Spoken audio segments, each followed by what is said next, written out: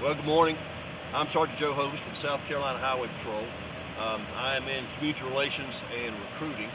Um, Pretty much what we do from a community relations standpoint is we do public speaking and education, kind of like what I'm going to be doing this morning, and recruiting. So if you're looking for a job with the South Carolina Highway Patrol, then I'm the guy you need to contact. And I'm pretty easy to get a hold of, or you can go to joinschp.com.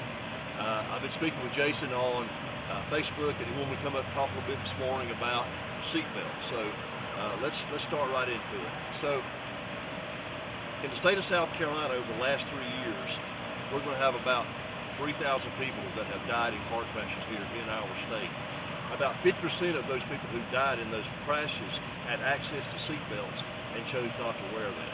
So also, it's been determined that somewhere around 92 to 93% of all drivers here in the state of South Carolina wear their seatbelt. So you've got a small percentage of people not wearing a seatbelt contributing to the majority, about half the deaths when it comes to our fatal collisions. If you wear your seatbelt, you have an 88% chance of surviving a crash. Now, 88%, that's, if you're in school, I think 88 is like a high B. So that's a pretty good grade. I know when I was in high school, if I came home and told my mom and dad that I made an 88 on a test, they probably wouldn't believe me, but once they got over the shock, they'd probably faint. So, 88 is a pretty good grade in school, and it's a great grade here out on the highway. So, we always encourage people to wear their seatbelt. If you are in a collision, there are actually 3 collisions that occur. The first collision is your vehicle versus whatever you strike, whether it be another vehicle, whether it be a tree, whether it be a bridge abutment, but that is your first collision. Your second collision is you, because you're not seat belted, versus something inside your car. It might be the steering wheel, it might be the dashboard, you could go through the windshield, but that's the second collision. And then the third collision is your internal organs versus your endoskeletal system. Now, the Lord made us in a unique way. I mean, He really did. I mean, if you look over to who you're sitting with today, and you see that you're truly looking at a miracle. We're about 86% all blood and fluid, but that blood has to run through certain veins and arteries for us to get along. A lot of times when you hear about someone who has passed away in a crash because of an internal injury, a lot of times it's because of a torn or dissected aorta. And I've spoken with ER docs, I've spoken with emergency room docs, and they all concur that a lot of people who pass away is because of that torn or dissected aorta. Now, your aorta is by far the biggest vessel in your body. It comes off the top of your heart. It goes on the back side of your heart between your heart and your spinal column. It goes down behind your stomach through your iliac, and it actually funnels into your femoral artery. So for every beat of every second of your life, that aorta is supplying that blood to your extremities. Now, my wife is a heart coordinator at one of our local hospitals, and she can ask her anything about hearts, and she can tell you. So one night we're just out on a date, and I asked her, I said, honey, an average run-of-the-mill torn or dissected aorta, how long do you have to live? She says probably about 3 minutes. So my guess is if you are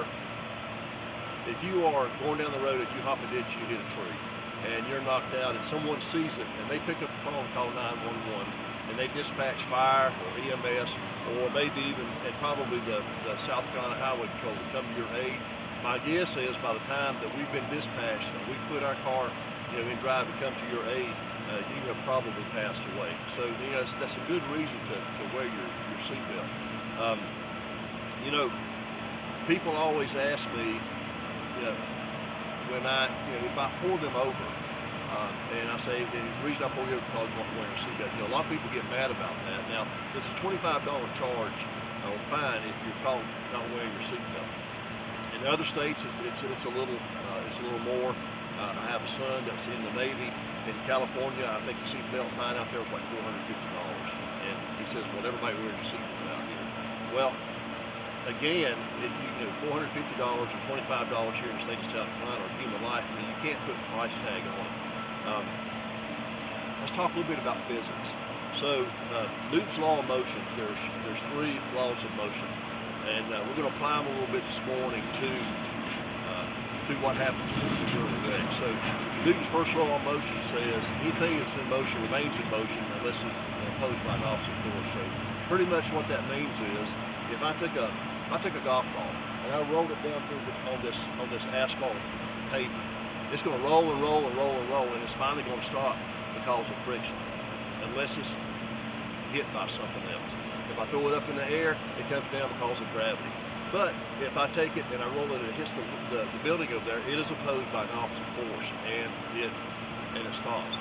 Pretty much like a car going or a truck or SUV going down the highway. You apply the brake, friction applies to the rotors on your car, and it stops your car. Okay.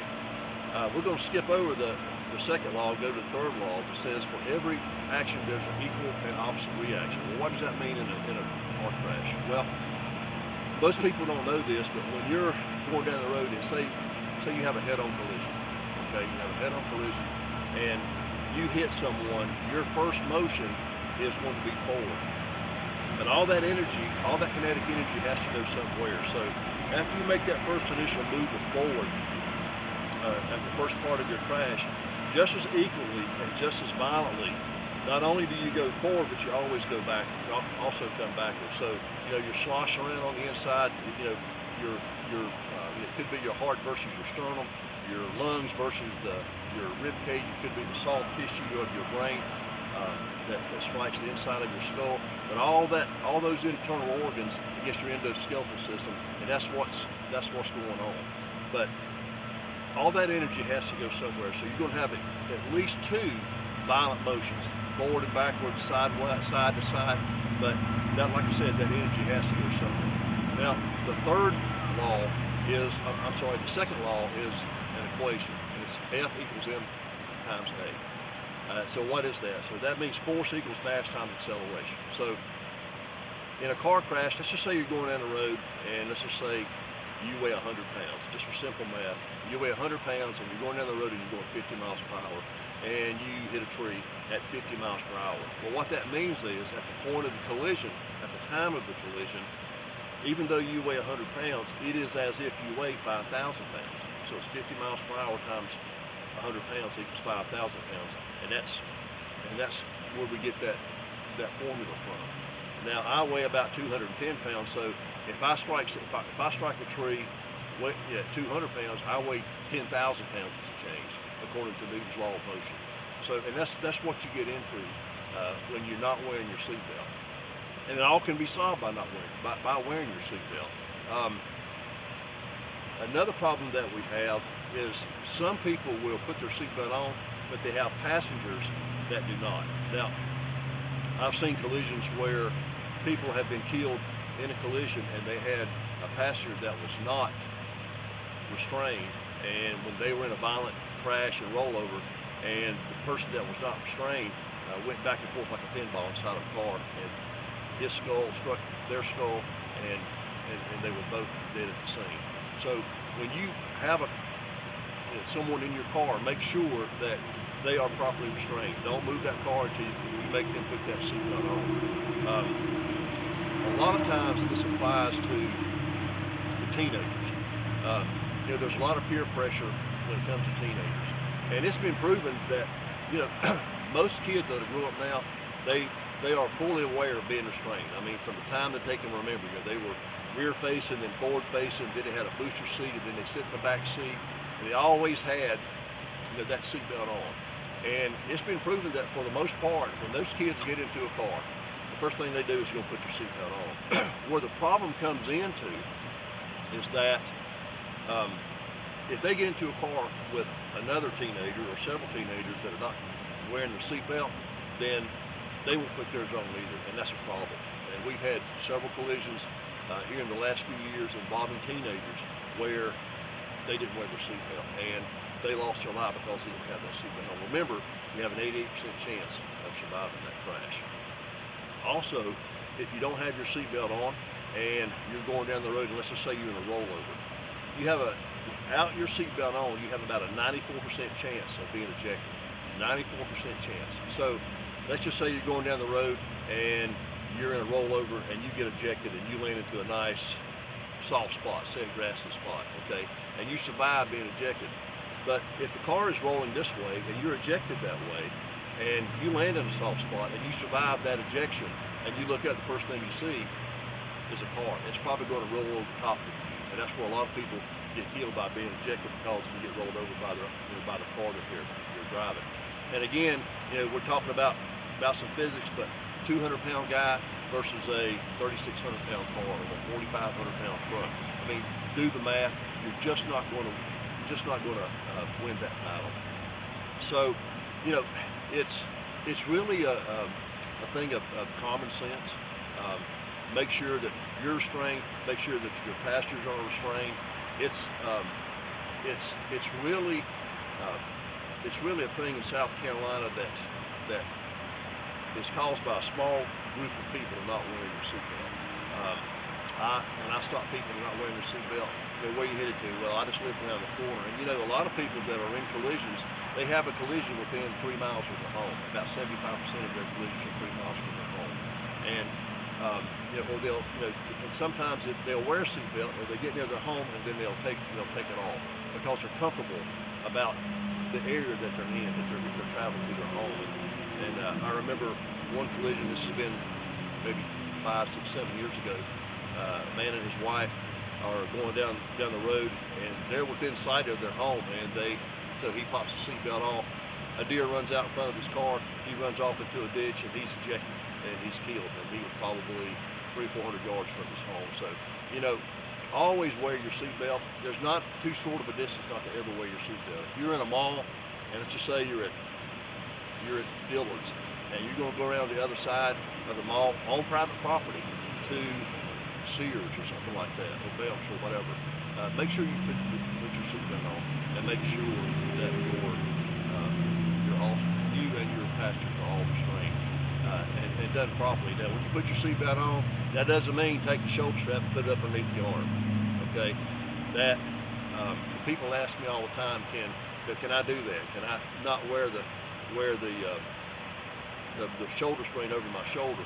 And I tell them, actually, you need to look at your manufacturer specifications. And my guess is, if you look at your manufacturer specifications of your vehicle and the way that they describe the usage of your seatbelt, none of it will say to put it up underneath the arm.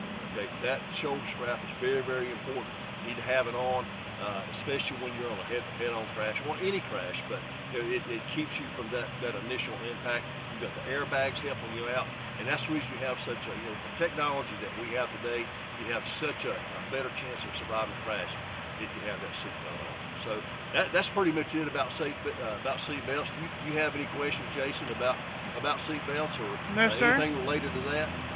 No, sir.